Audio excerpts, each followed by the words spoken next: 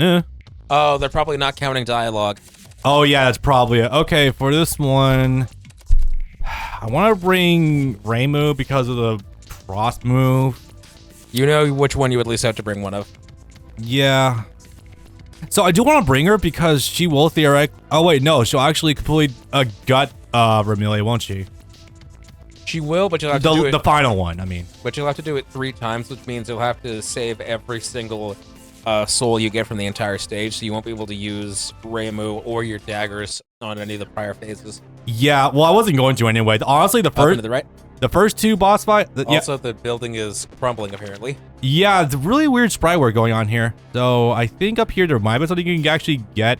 Okay, so let me just... Yeah, you got the one up. So in the original Symphony of the Night, when you get to the reverse castle, the whole castle is literally flipped upside down. So you get to actually use this as the floor. And let me tell you, that creates some wacky verticality in that game. Yeah, no switch. You have to activate there in order. Get up here. All right. Nothing. If my memory serves, nothing.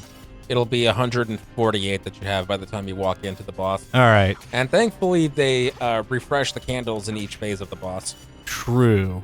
Okay. So the first 2 phases, I'm not going to use sub-weapons whatsoever. Or yeah, the first 2 fights, I won't have to use the sub-weapons whatsoever. No, not at all. And look who it could possibly be. Okay, she's not nearly as demented here as she is later on, luckily. Give it a minute. Yeah. Although she's a lot more blatant about what her inspiration is when the boss fight starts. Oh yeah, definitely. More than she ever was in the first game. My own reflexes for using Richter and dealing with Dracula to start is really coming to fruition here, luckily. Unfortunately, don't have island crashes here, so can't make complete mincemeat of her. Well, I say that, but honestly, Flandre is basically our item crash. Kinda, yeah. Why did you waste the glass? It was a perfectly good glass to use there. Also, you can see the cutoff where the 1080p line was. Yeah. Something, but enough talk have at you. Yep. I still, as much as I love the original cheese of the original lines, I do still love Patrick Seitzton. Yuri Lowenthal. Not Yuri Lowenthal. Yes, Yuri Lowenthal. No, no, Richter. David. Yeah. Yeah, Yuri's Jazz Alucard. Okay, so this boss is going to be very familiar for anyone who might remotely know anything about Castlevania.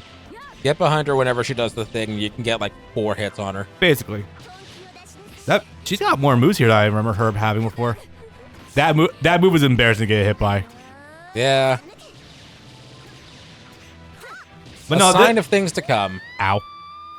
Yeah, she throws out her Gungnir. Again, trying to make sure I don't actually use any sub-weapons here because we're going to need them for the famous Dracula last phase. And no, it's not what's going to be coming up directly next. Break the set of candles. When you beat this phase, they refresh with more, so you want to have as much ammo as possible. Good call. Ah, fuck. She does flip around with that, though. She can be a little tricky, but she is far and away probably the easiest boss in the game. I'd say as I died once, whatever. No, that's actually true, I would say. Now, her, on the other hand, first of all, Boob Window Yukari. It's very funny. She's probably way too modest here in terms of the chest size, but you know what? This is still nice to look at. They wanted to make something that was still fashionable and not just fan service. Have I ever shown you the one really stupid pachinko machine, slot machine they got for Castlevania? Hit the lever. Hit the yeah. Erotic violence. Erotic sexual violence. Not kidding. They literally made an entire game actually based around Rondo of Blood. That's literally just like, hey, look at how many tits there are in this Castlevania game. This predates that by like 4 years, but I know what you mean. Predates what? Those machines. No, it actually was a slot machine. No, I know. This game predates those by like 4 years. Really? Yeah, those were like 2014, 2015. When they started doing the machine bullshit. Yeah. Wait, no, this game originally came out in 2010. Yeah, this did. Oh, it didn't even go through the full thing. Anyway, yeah, if you ever want to see how much of a state Konami was in during the early mid-2010s, just look up the Castlevania erotic violence slot machine thing. It's so stupid. And yet somehow they're currently, maybe, depending on your point of view, in their Capcom. Oopsie. Curling, guys, what's going on here? Reduce your font size by 0.2. Yeah, or get the better font wrap going on. They're currently in their Capcom Rise from the Ashes, I guess. Kinda. Because, you know, they're releasing collections for all of their big games. Their big games are either getting anime or movies, something, Metal Gear movie that's been in the works for like 12 years. Yep. But you know, you got the multiple Metal Gear collections coming out. You've got all the various Castlevania collections, Castlevania anime, what have you. Castlevania's in Smash, Metal Gear is in Smash. They're theoretically recovering. For what it looks like, I think so. They're definitely pulled their head out of their asses at some point in time. Delta Eater. Yeah, all the Metal Gear stuff. I think there might be some new Castlevania stuff in the works. Oh no, with the HD collections, right? They still need to do a DS collection. Yeah, which is probably the best Castlevania games. I believe people say that. I think that's fair to say with Aura of Ecclesia and Dawn of Sorrow. I think those are usually the highest, some of the highest acclaimed ones, aside from like Super Castlevania 4, Castlevania 3. Oh, her eyes red now. And if they want to have a laugh, all right, let's see. let yourself die once. Yeah. Oh no, I'm almost out already. Yeah, I gotta get one more anyway. Oh, actually, it's not even do that much anyway. Well, it's the sort of thing where it's like 3 of them, if they went off, probably would have killed her weapons. Yeah. I mean, they mostly did. Okay, and so fucked. This fight is completely batshit insane for a couple of reasons. Actually, wait, I got one use of her, I think. You have exactly one. It's not going to do much. I don't know about that. Okay, first of all, aesthetically, this boss fight's pretty cool. The music also is pretty nice. I don't even know where I am right now, though. I literally lost myself in there. This is the most Toho that any of these boss fights ever get. I would just like to point out how much crap there is happening on the screen right now. I don't even see myself right here. What the fuck? There I am. Okay, this boss fight's absolutely batshit insane. No pun intended with the woman on screen right now. So this is where eventually we're gonna have to turn to very easy. I think I can still take this. All right. I did before. The issue, however, is that godforsaken move. Yep. I will say, even one use of Flandre does help put a good dent in a lot of these arms as it is. Without the extra uses, I honestly wouldn't bother.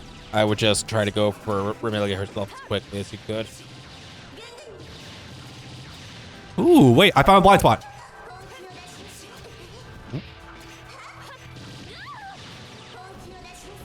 Okay, now the issue, however, is the fact that, well, I'm also kind of low on HP. Well, fuck me then, never mind. Haha, I got it. I trial and errored my way through that before already. Okay, so that boss fight is fucking insane. There is a risk-reward aspect to it with getting rid of the outside pieces. The 2 arms, the 3 floating things around here, they all have individual HPs. I think there's also 2 other things you can smack as well. It's fucking stupid.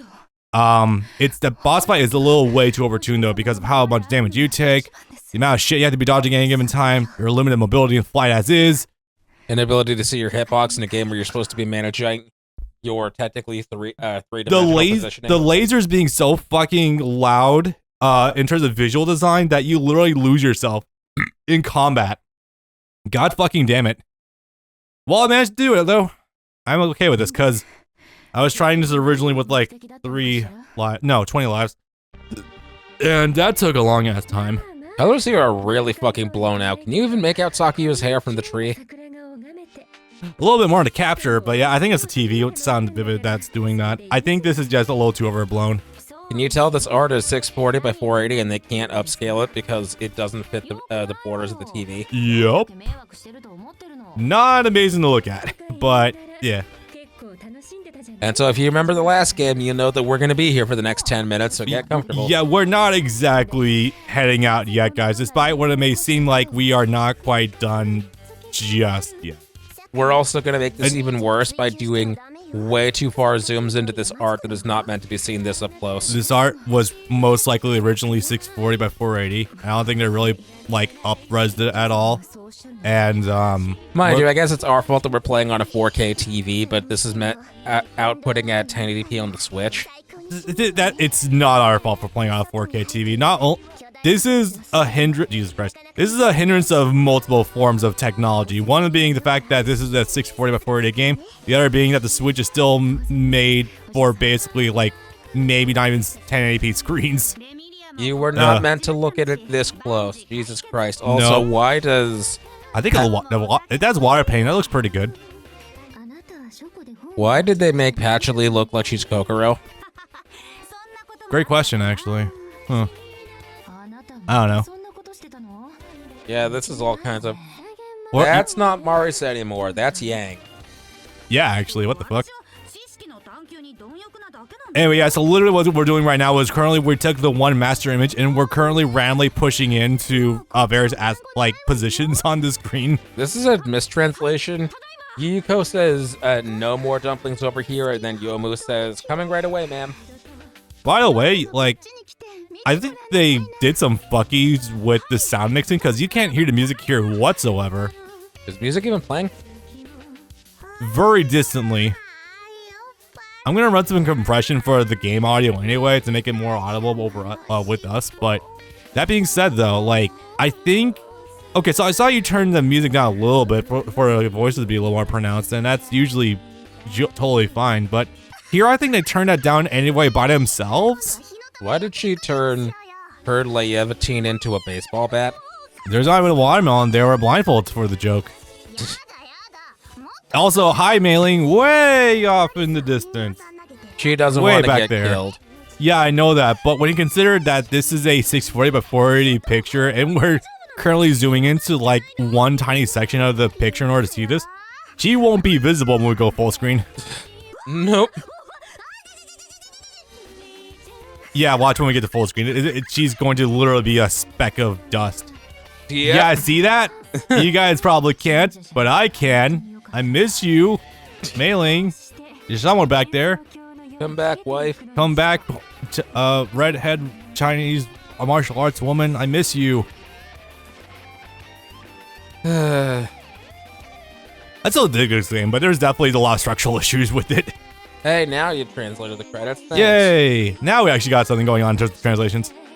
Alright, well, I'm not sure how much of this I want to actually elaborate on what's right now, given the fact that we still have entire bonus level to go, which is basically, as it was before, a multi-section long romp through a bunch of different bosses and a little mini collection of levels right there. Yeah. I tried playing it myself and unfortunately I got stuck at Chen, so that's gonna be fun for me. But I guess the initial thoughts, the game is still okay. The game is still fun.